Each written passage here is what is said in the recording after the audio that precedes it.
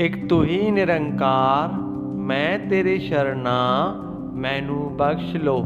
सत्संगत जी, प्यार से कहना संत निरंकार जी कि ये परमात्मा, ये निराकार सीमित नहीं है। ये हमेशा से था, रहेगा, अभी भी है, कण कण में है। एक कोई भी ऐसी जगह नहीं जहाँ इसकी मौजूदगी ना हो। ये स्थिर है, अजर है, अमर है।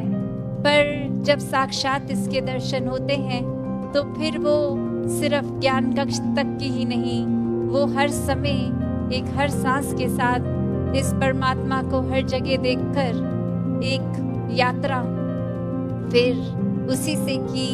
ये जो अक्सर सुनते भी हैं कि नो वन बी वन, एक को जानो एक हो जाओ वाली बात, कि कैसे जब इस एक परमात्मा को जो हर जगह है, चाहे नाम कुछ भी दे दे, सच्चाई बोल ले, सत्य बोल ले, ईश्वर बोल ले, अल्लाह बोल ले, कुछ भी बोल ले, ये एंटिटी हमेशा सदैव रहने वाली, ये जब इसको जान लेते हैं तो ही वाक्य में हम पहले इसके साथ एक अद्भुत का रिश्ता बना लेते हैं। ये वननेस कायम हो जाती है, फिर ये पूरे ब्राह्मण से एकत्व हो जाता है और फिर पारिवारिक रूप, सामाजिक रूप, संसार ही अपना पूरा परिवार इस तरह एक हो जाता है कि मन में नफरत नहीं, किसी के प्रति कोई भेदभाव नहीं, सब से ही एक अपनत्व का रिश्ता, एकत्व का रिश्ता बन जाता है। तो ऐसे ही जीवन को जीते चले जाएं, वरना तो ऐसा ही भाव संतों ने भी हमेशा समझाया कि कैसे अपने जीवन में हर समय ये कोई भी कार्य करते हुए ये भक्ति उस समय भी की जा सकती है जब कोई काम किया जाता है। ये प्रेम भी हर समय, ये प्यार भी किया जाता है तो भी वही एहसास मन में रहता है कि परमात्मा जब कण कण में है, हर एक में है, तो ये प्यार भी अपने आप स्वाभाविक हो जाता है हर पल में होने के लिए। और अगर किसी पल में भी हमें वो चिड़चिड़ापन, वो बेचैनी का एहसास है, तो वो समय है जहाँ हमें अपने अंदर झांक के देखना है कि अगर ऐसा महसूस हो रहा है तो ये हमारे अंदर का प्रेम, ये सहनशीलता, ये करुणा, दया, ये ऐसी विशाल मन को हमने कहीं खुद ही तो संकीर्ण नहीं कर लिया, और ये काम खुद पे तो फिर कुछ समय का नहीं होता। ये हर पल इस निराकार के एहसास में रह के खुद की बेहतरी के लिए एक शिक्षा जो सत्संग से भी मिलती है और सत्संग समाप्त होने के बाद भी पूरे संसार से, ये कण कण से भी मिलती है। तो ऐसी ही शिक्षाओं को एक अपने अंदर डालकर अपने जीवन को वरदायनीय जीवन बना लें, एक हर एक के परोपकार में लगा लें। ये कोई छटाई करके एक अपने मन मुताबिक बातें और लोगों को नहीं अपनाया या एक दूर किया जाए। ये हर समय के लिए मन के भाव हों कि हर कोई अपने जीवन में भक्ति को अपनाता रहे, एक दूसरे के लिए आदर सत्कार ही मन में हो। तो ऐसे जो बात ये बोलने के लिए तो बहुत ही बेसिक है, शायद कोई छोटे बच्चे को भी ये एक छोटी उम्र से स्कूल में भी शिक्षा के तौर पे एक मॉरल साइंस के रूप में भी बताया जाता है, तो फिर ये ताउम्र बात को क्यों रिपीट किया जाता है। तो बात वही कि अगर सीखा है तो हो सकता है वो कुछ पल के लिए उस तरह से बात प्रभाव छोड़े, पर अगर वो अंदर से ही बात रहती है तो वो हमेशा के लिए रहती है। उसकी कोई शेल्फ लाइफ छोटी कम देर के लिए नहीं, वो गुण फिर हम पहले खुद ही बन जाते हैं। तो जब हम खुद ही वो गुण बन गए, चाहे वो प्रेम बन गए, चाहे विशालता बन गए, चाहे अनेकों गुण जो भी हैं वो बनते जाएंगे, तो जीवन भर वो स्वभाव में भी टिकेगा। तो ऐसा ही जीवन भक्तों का रहा है कि ऊपरी ऊपरी कोई सिखाई नहीं, ये तो रोम रोम अपना इस निराकार के हवाले है और इसी में एक मिक वाली अवस्था है। तो ऐसा ही भक्ति भरा जीवन हर कोई जीता जाए, सेवा सिमरन और सत्संग को प्राथमिकता देते हुए अपने जीवन के हर काम किए जाएं और उसमें भी फिर वो सेवा रूप ही होगा, चाहे वो किसी प्रकार का भी एक ठीक नियत से किया गया काम हो, कोई चतुर चालाकियाँ ना उसमें मिलें। तो दातार हर एक पे कृपा करे कि हर एक के दिल और कोमल होते जाएं, हर एक के मन के भाव और शुद्ध होते जाएं, हर कोई निष्काम भाव से सेवा करता जाए, एक पूरे संसार के लिए ही एक हमारा एक कंपैशन भी मन में हो और उसी तरह फिर ये पूरे समाज के लिए, संसार के लिए अपनी कंट्रीब्यूशन वो पॉजिटिव हर कोई देता जाए। तो इस तरीके के जीवन से एक अपने जीवन का सुधार नहीं हो पाएगा। जैसे एक शायर ने भी बहुत खूबसूरती से लिखा कि गलत फहमियों से भी ख़त्म हो जाते हैं रिश्ते, गलती हमेशा कसूर की नहीं होती। कि अक्सर ये बात ज़रूरी नहीं कि कोई गलती ही हो, एक कसूर अगर किसी का है, एक वजह, वो गलती नहीं, पर वो हमारी ही सोच, हमारी ही परसेप्शन, हमारा ही नज़रिया किसी को गलत देखने के लिए। और फिर एक वही भाव कि अगर हमने किसी को दोषी करार दे ही दिया है, एक हमने डिसीजन बना लिया है, तो फिर चाहे फैक्ट कुछ भी हो हमारी नज़र में, तो वो इंसान दोष के लायक ही है। हमने खुद ही उस इंसान को अपनी नज़र से गिरा लिया, चाहे उसने कुछ ऐसा किया हो ना किया हो। उस टाइम हम अपने दिमाग को, इस चेतनता को, ये रैशनल को भी नहीं एक सामने रखते, बस हमने सोच लिया तो हकीकत ही बन गई वो हमारी।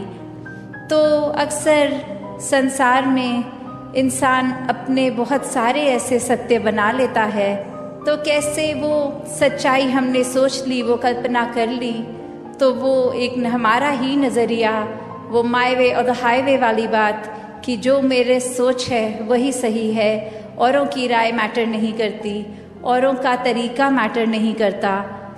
तो ऐसी सोच अगर है तो हमारी ग्रोथ कहाँ है उसमें? एक जीवन को फिर हमने इतना ही अपने आप अपनी ईगो से भर लिया, अपनी सोच से, अपने माइंडसेट को ही एक सही मानकर। तो कैसे इस जीवन में जब जिएंगे तो वो माया रूप यहाँ पे हावी होगा, क्योंकि when we are so full of ourselves, तो हम लर्निंग कहाँ से करेंगे? जबकि इस निराकार, इस दातार ने तो हर जगह इस कण कण से शिक्षा लेने का एक रूप दिया है। बस हमें वो रिसेप्टर बनना है कि ये हर जगह से जो शिक्षा मिल रही है उसको कैसे चैनलाइज किया जाए। तो ऐसा जो कर लेते हैं वो एक भक्ति हर समय की करते हैं, क्योंकि जब इस परमात्मा को जानकर, इसमें विश्वास करके, इसको हर समय अपने आसपास देखकर, फिर चाहे किसी ने कुछ भी कहा हो, तो ये भक्तों का जीवन तो डार्केस्ट क्लाउड में सिल्वर लाइनिंग भी देख लेता है। एक बिना गुण की चीज़ में से भी गुण निकाल लेते हैं। तो फिर जहाँ एक स्वाभाविक गुण बह रहे हैं, वहाँ से तो भक्त कितने ही अनेकों गुण निकाल लेंगे।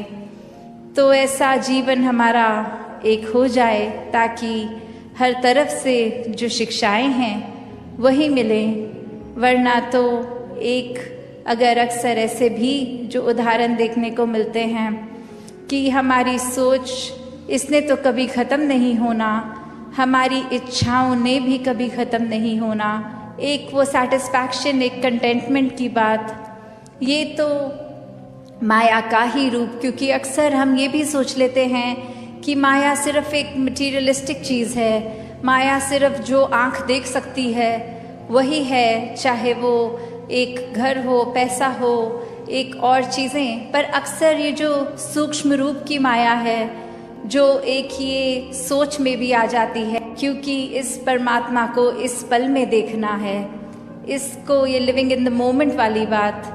तो ऐसे बात पे ये जो इस पल में इस परमात्मा के एहसास में रहना, वो ही एक एहसास है।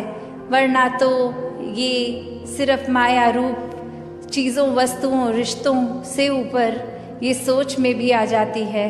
तो कैसे एक ये वही बात हो गई, जैसे एक कहानी भी है कि एक इंसान, उसको एक थोड़े से कुछ लोग मिले और आगे वो इंसान सारे जा रहे हैं, कहीं रास्ता ख़राब है, तो वो एक डिसीजन बनाते हैं कि will go ahead as a group, ताकि कोई बात है भी तो इकट्ठे कोई वो रास्ता आराम से निकल जाएगा।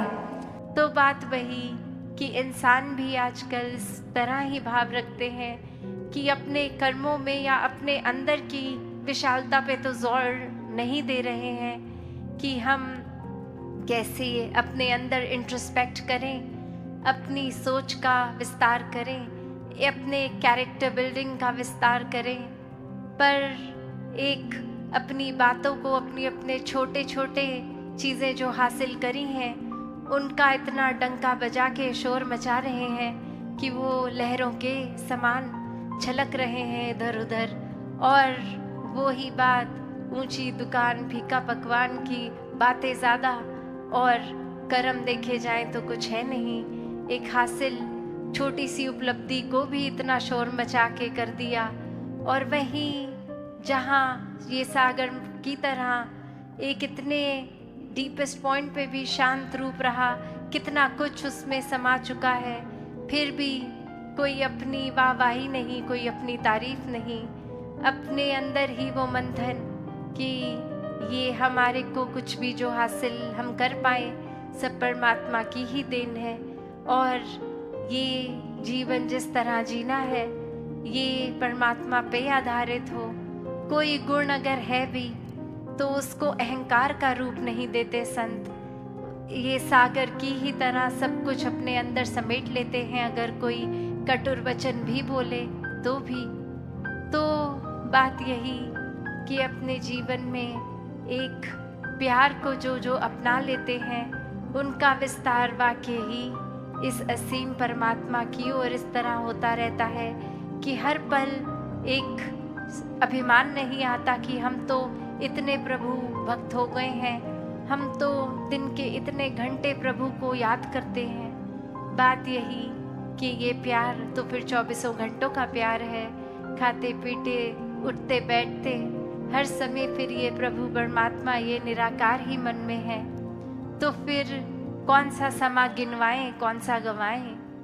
और ये फिर दिखावा मात्र भी नहीं रह जाता।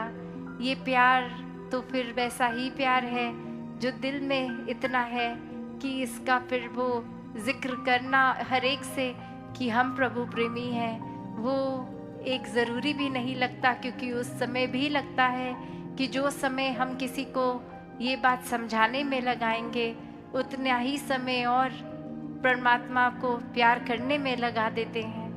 तो फिर संतों ने तो हमेशा जी कर ये प्रैक्टिकल स्पिरिचुअलिटी का प्रमाण दिया है। एक अपने जीवन में आध्यात्मिकता को उस तरह जिया है कि अपनी सारी सामाजिक पारिवारिक कर्तव्य निभाते हुए भी एक आध्यात्मिक पहलू को इतना ऊंचा स्तर दिया है कि जीवन में हर समय एक भक्ति का विस्तार होता गया। ये नहीं भक्तों ने सोचा कि हम तो इतनी आत्माओं जो तड़प रही थी खुद हमें परमात्मा मिल गए तो ये बाकी इंसानों को भी एक ये तड़प दूर करा दें, तो हमने तो इतने कार्य कर दिए, हम महान हो गए। भक्तों का तो हर समय एक ध्यान यही लगता है कि अभी तो पूरा संसार ये तड़प में है, अभी तो कुछ ही हैं जो इस सच्चाई से रूबरू हुए हैं, जिन्होंने अपना मुख उज्जवल कर लिया है, और अभी कितने रहते हैं। तो भक्तों ने तो हमेशा ये आगे बढ़ने वाली बात ही सिखाई है जी। धन निरंकार जी।